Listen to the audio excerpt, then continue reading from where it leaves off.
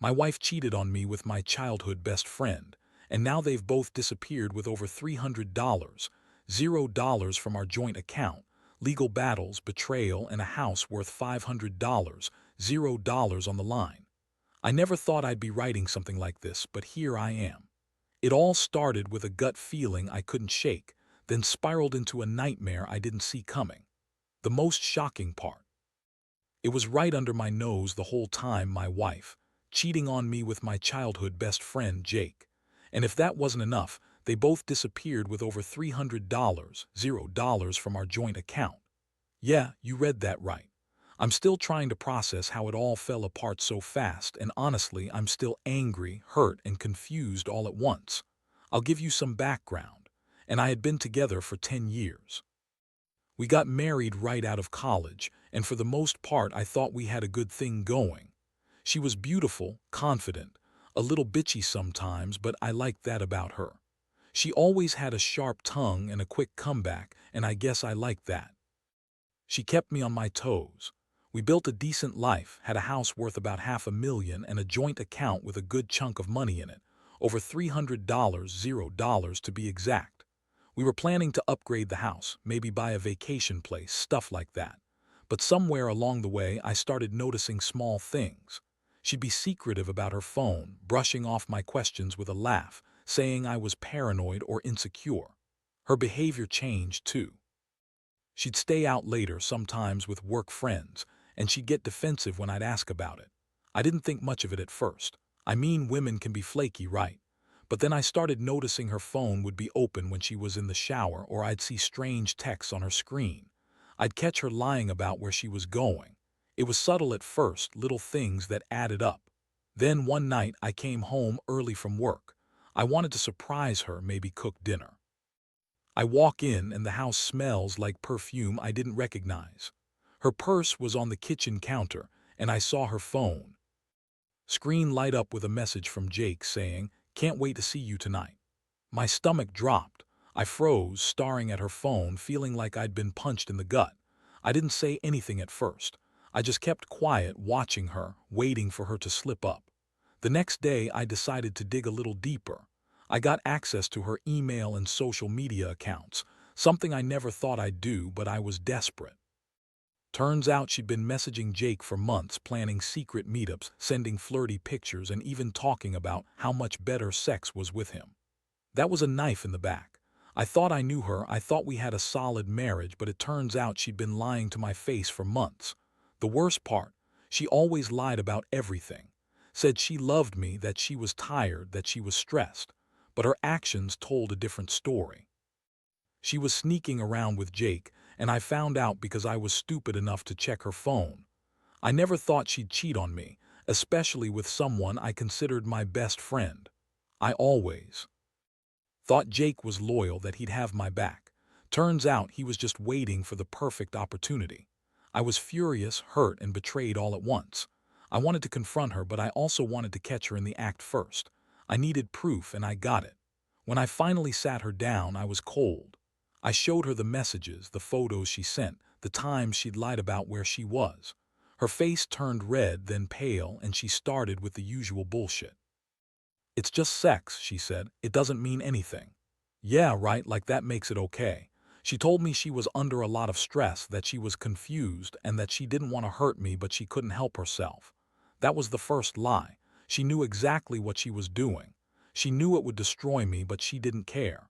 She was bitchy, dismissive, and kept insisting I was overreacting, that I was paranoid, that she loved me, but she just needed something different for a while.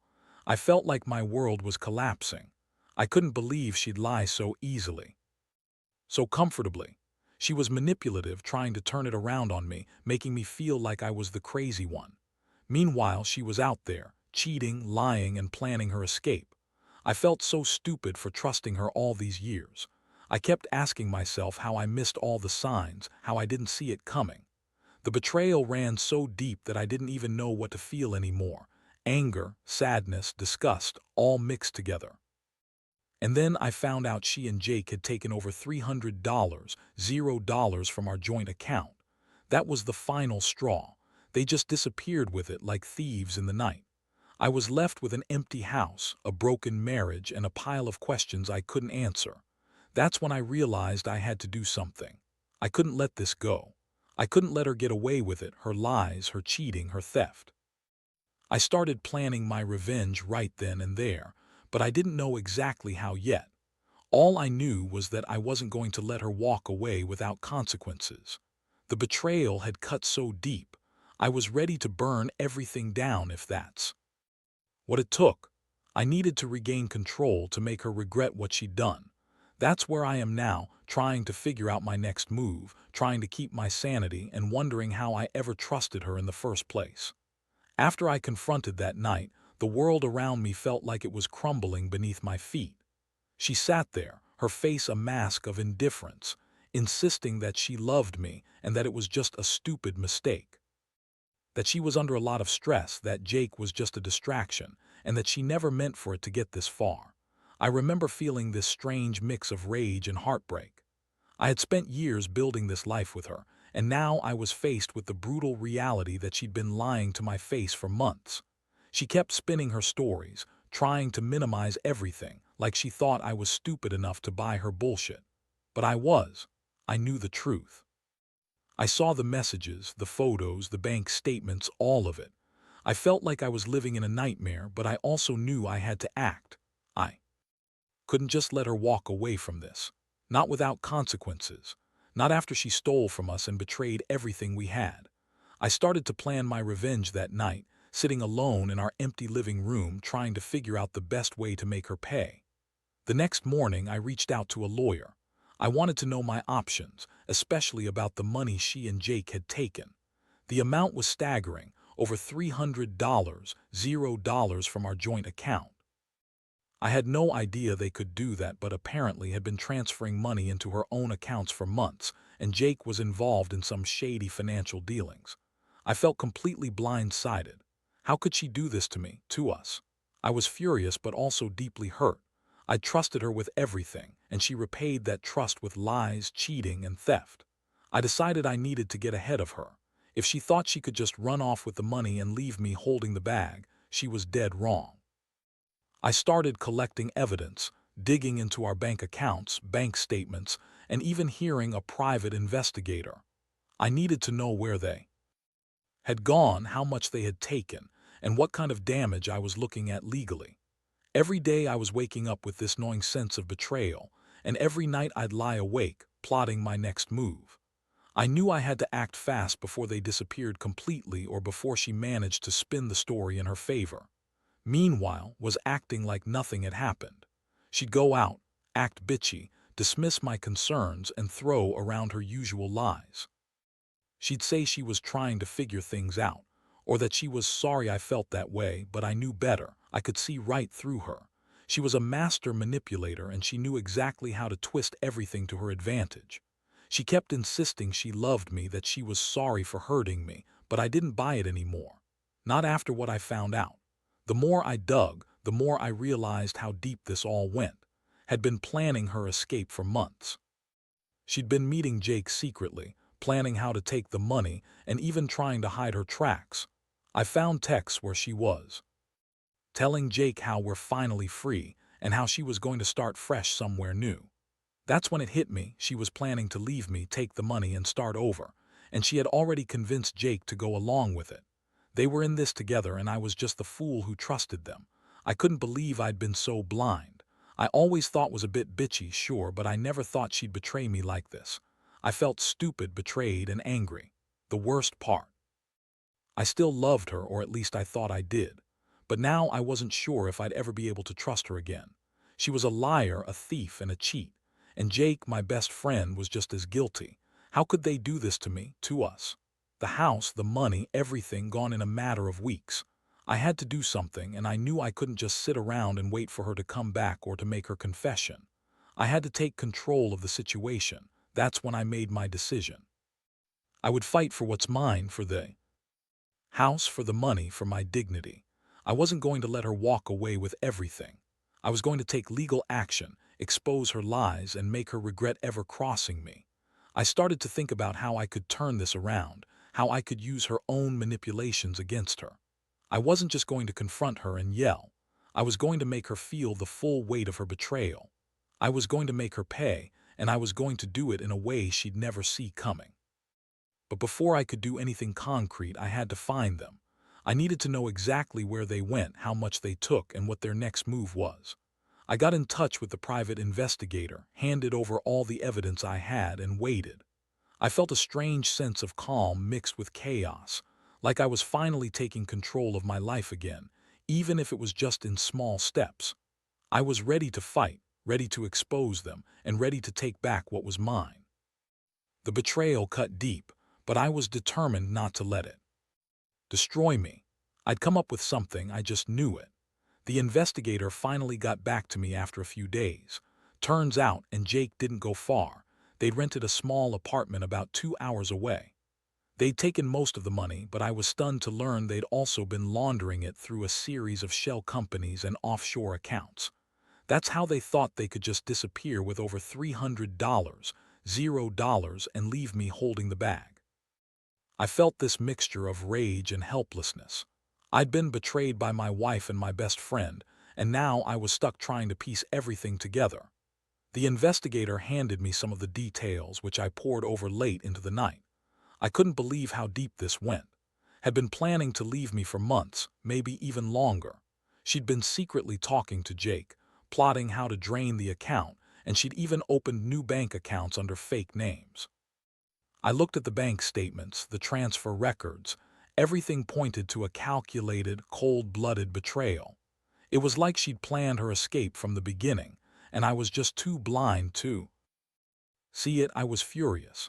I kept thinking about all the times she'd lied to me, all the moments she'd dismissed my concerns, all the times I'd trusted her blindly. She'd been bitchy, manipulative, and downright sneaky. I'd always known she had a sharp tongue, but I never thought she'd use it to cut me so deep. I felt like an idiot for not seeing the signs earlier. She was a master at hiding her tracks, and Jake, my supposed best friend, was just as guilty. I kept asking myself how I'd been so naive, how I'd let her fool me for so long. I knew I had to act quickly. I couldn't just sit around and let her run off with everything. I contacted the lawyer again and laid out everything I'd uncovered. We started the process of freezing her accounts and filing a lawsuit for the theft. But what really burned was knowing she was probably planning to leave the state with the money. I had to find her before she vanished completely. I couldn't let her get away with it, not after everything we'd built together. Meanwhile, was acting like everything was fine. She kept calling me, trying to gaslight me into thinking I was overreacting. She'd say things like, "You're crazy," or "You're just paranoid," whenever I brought up her secret phone or her lies. She'd throw tantrums, call me insecure, and accuse me of not trusting her. But I knew the truth now. She'd been cheating, stealing, and manipulating me for months. The more the more I realized she was just trying to cover her tracks. One night, I decided I had to confront her again. I wanted her to know I wasn't going down without a fight. I called her, told her I knew everything about the affair, the money, the lies. She was furious, of course. She yelled, called me crazy, said I was just jealous. She even had the nerve to say she loved me and that I was overreacting. But I wasn't buying her bullshit anymore. I told her I was going to take everything from her, her house, her freedom, her future. I'd make sure she paid for what she did. That call was a turning point. It was the moment I realized I couldn't keep pretending everything was okay. I had to take control. I decided to file for divorce, not just because she cheated and stole from me, but because I wanted to take back my life. I wanted her out of my house, out of my life, and I wanted the truth out in the open. She'd lied so much that I didn't even know what was real anymore. The house, which was worth $500,000, was now she'd always been bitchy about money. She liked luxury, designer clothes, and expensive vacations. Now she was trying to run away with it all, leaving me with nothing but a broken heart and a pile of legal mess. I started to prepare for the fight. I gathered all the evidence, texts, bank statements, her lies, and I made sure I had everything I needed. I knew she'd try to fight me on the house, on the money, on everything we owned. But I wasn't backing down. I'd spent my whole life trusting her, believing she was the one. But now I saw her for what she really was, a manipulative, selfish woman who'd do anything for money and excitement. I was hurt, yes, but I was also angry. I wanted her to feel the pain she'd caused me. And Jake, I found out he'd been involved in the theft and the affair from the beginning. He'd been my best friend and he'd stabbed me in the back. I couldn't wrap my head around it. How could someone I trusted so much turn around and do this? I'd known Jake since we were kids. We played ball together, gone to the same schools, and I'd always considered him a good guy. Turns out, he was just waiting for the right moment to screw me over. I felt betrayed on a level I'd never experienced before. Now I was faced with the reality of losing everything: my wife, my house, my savings, my best friend. But I was also determined. I wasn't going to let them get away with it. I'd fight for every penny, every inch of that house, and every piece of my dignity. I knew this was only the beginning, but I was ready. I had to be. I'd come too far to let it all slip away without a fight. The next steps would be legal, calculated, and ruthless if I had to be. I'd make sure they paid the price for their lies, their betrayal, and their theft. The legal battle started almost immediately after I handed over all the evidence to my lawyer, filing for divorce, freezing accounts, and claiming the stolen money. It all moved quickly once I had concrete proof. But the most frustrating part was knowing and Jake were probably already planning their next move. They disappeared with that money, and I had no idea where they were hiding or how long it would take to bring them back to face justice. Meanwhile, I was left in this empty house, feeling like I'd been sucker punched.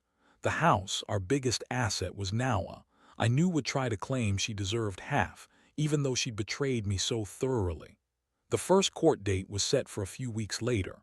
I spent those weeks trying to keep it together, but honestly, I was a mess inside. Every time I saw her face, I remembered the lies, the cheating, the theft. I'd wake up in the middle of the night with the image of her sneaking out, her phone buzzing with Jake's messages. I'd think about how I'd trusted her, how I'd believed she loved me. Now, that trust was shattered. I had to remind myself that I was fighting for what was rightfully mine. That house, that money, my dignity, everything was on the line. Kept up her act, acting bitchy and dismissive like it was all just a big joke to her. She'd come to court dressed to the nines with that smug look on her face, acting like she was the victim. She'd lie, spin stories, and try to make me look like the crazy one. She'd say she only took the money because she needed a fresh start, or that I was just jealous because she was too good for me. I couldn't believe how manipulative she was. She was trying to paint herself as the innocent victim, but I knew better. I had the evidence. I had her texts, her bank transfers, her secret plans. I knew she was lying through her teeth. Meanwhile, I had to deal with the emotional. One day I'd be furious, ready to tear her apart in court. The next, I'd feel this crushing sadness, realizing I'd lost not just the money but the woman I'd thought I knew. I'd question everything, how I missed all the signs, how I let her manipulate me for so long. It hit me hard that I'd been blind to her true nature, blinded by love or maybe just hope. Hope that she'd change, that she'd come back, that things could somehow be saved. But deep down, I knew I was fooling myself. She made her choice, and now I had to fight for what was left. The house was the biggest point of contention. She kept insisting she deserved half, even though she'd betrayed me in every way possible. I argued that her infidelity and theft invalidated her claims. The lawyer told me we had a solid case. She'd broken the marriage vows, stolen money, and was trying to run away with it. But being her bitchy self, threw tantrums in court, insisting she was the victim. She'd say things like, "I'm entitled to my share," or "You're just jealous I'm moving on." I couldn't take her seriously anymore. All I saw was a woman who'd lied, cheated, and stolen from me, and now she was trying to spin it like I was the bad guy. Jake, of course, was nowhere to be found. I knew he was hiding somewhere, probably with the money. I had my suspicions about offshore accounts, shell companies, and secret bank transfers. I'd hired a forensic accountant to trace every penny, and what they found was shocking. There were multiple accounts in different countries. Money was being moved around like a game. I couldn't believe I'd trusted Jake, my best friend, to have my back. Instead, he was just waiting to stab me in the back for a quick buck. I felt so betrayed I could barely breathe. How could someone I considered family turn into a thief and a liar? The worst part was knowing that and Jake probably thought they'd gotten away with everything. They thought they'd disappear, start fresh, and I'd be left with nothing. But I wasn't going to let that happen. I'd spent sleepless nights planning how to expose them and get my justice. I'd already hired a private investigator to track them down. I was determined to bring them back, face them in court, and make sure they paid for what they'd done. I wasn't just fighting for the money or the house. I was fighting to reclaim my dignity, my sense of self, and my future. I knew the road ahead wouldn't be easy. The legal battles would drag on and would try every trick in the book to stall or manipulate her way out. But I was ready. I'd prepared myself mentally for every possible scenario. I'd become more cold, more calculated. Every step I took was about making her regret betraying me. I wanted her to feel the pain of losing everything: the house, the money, her reputation. I wanted her to know that I wasn't going to be a pushover, that I was capable of fighting back, no matter how much she tried to manipulate or lie her way out of it.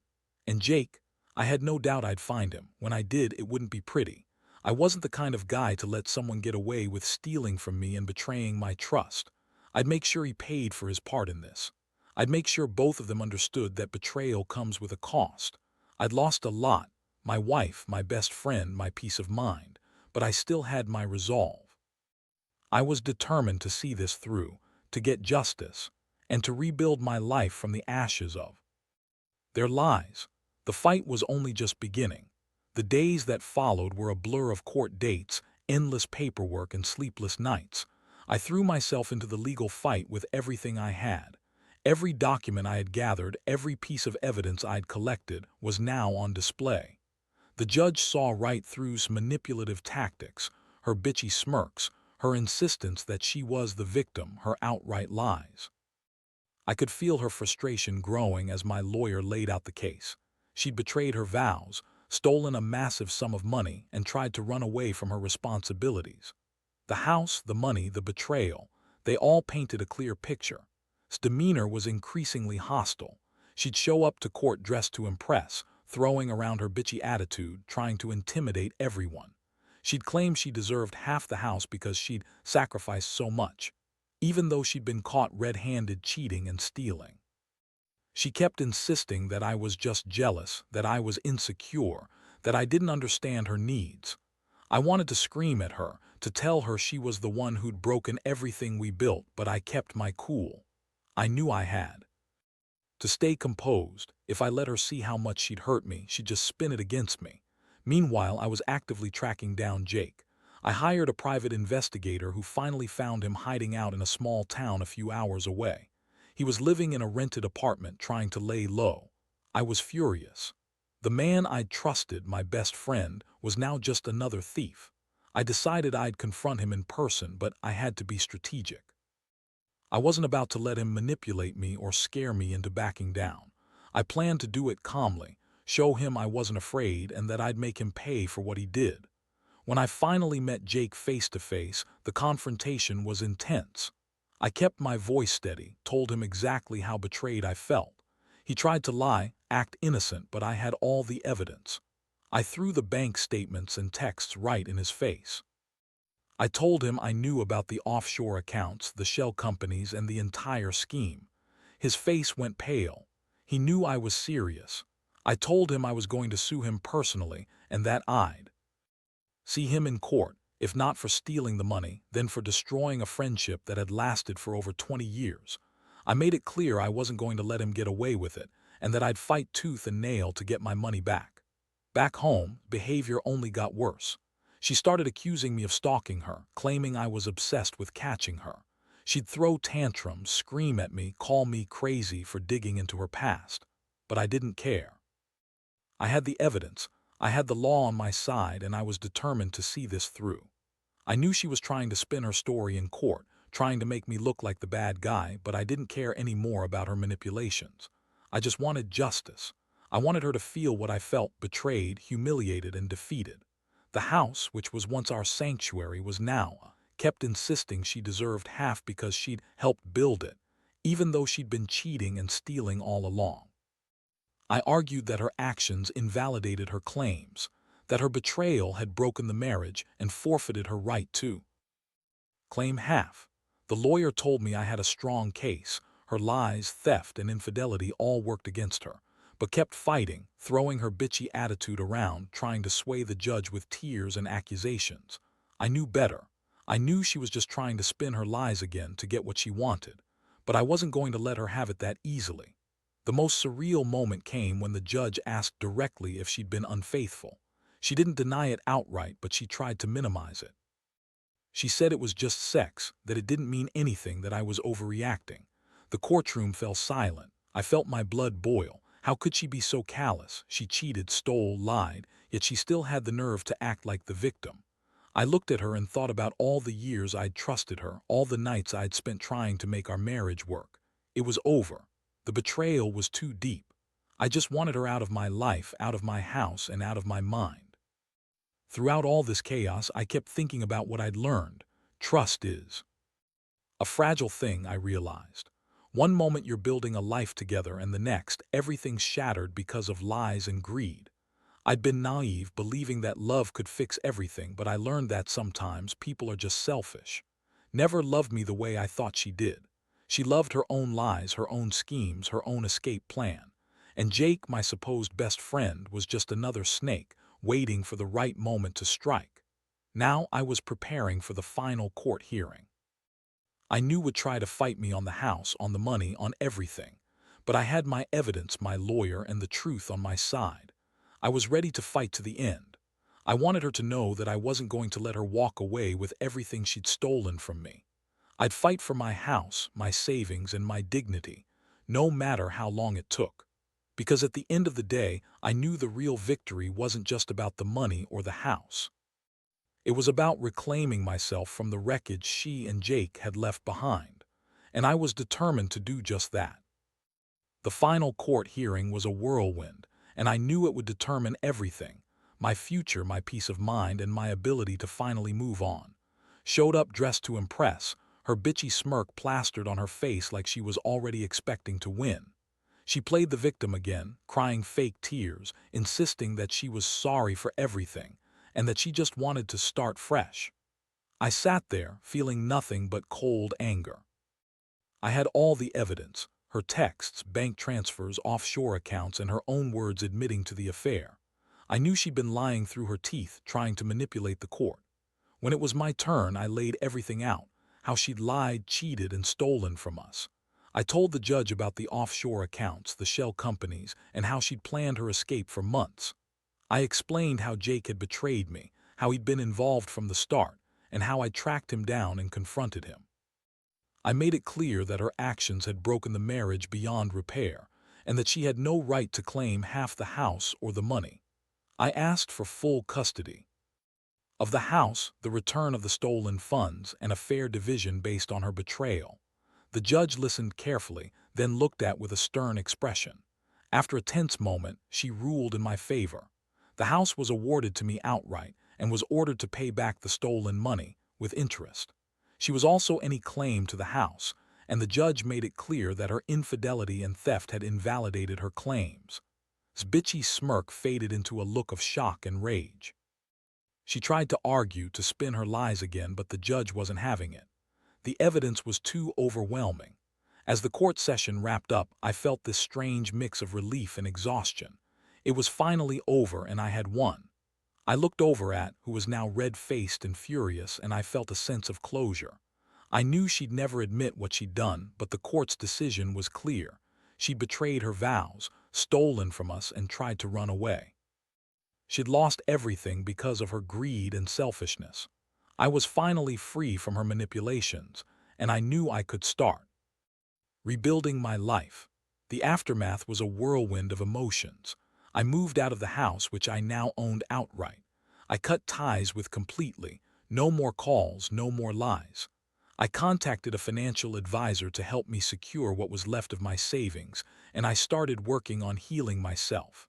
The pain of betrayal never fully goes away, but I learned to accept it and look forward. I realized that trust, once broken, is almost impossible to fully repair, but that doesn't mean I have to live in the past. I've come to terms with what happened, and I'm focusing on rebuilding my future better, stronger, and wiser. Looking back, I learned some harsh truths. Never ignore the small signs of betrayal. Trust your instincts, even when it's uncomfortable. And most importantly, don't let anyone, no matter how close, take you for granted. Betrayal and Jake's treachery taught me that sometimes people you love and trust will turn out to be the biggest enemies. I lost a lot, my wife, my best friend, a chunk of my savings, but I gained clarity. I gained the strength to stand up, fight back, and reclaim what was mine. It's not easy, and the scars will stay, but I know one thing for sure. I am finally free from their lies. And that's the best feeling I've had in a long time.